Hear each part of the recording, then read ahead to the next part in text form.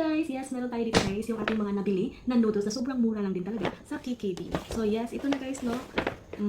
So first, ito yung yellow. Ayan, so hindi ko siya mabasa. So pwede nyo naman siyang gamitan ng Google Translator.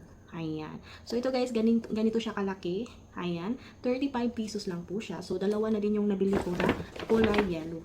Ayan, para matry natin no. Ayan, then next naman yung ating kulay green. Ayan.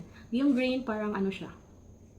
Okay, parang may pagka, ayan, may chicken siya. Ayan, yung yellow naman ay hipon po siya guys. Ayan. Okay, dalawang green din siya guys. Dalawang green. And then, ito nga yung ating kulay orange.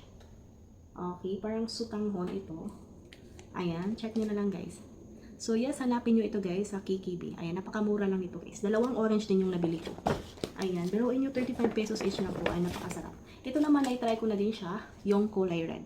Ito lang yung pinaka-first kong na-try, yung kulay red. So yes, kinain na natin to. So, ito yung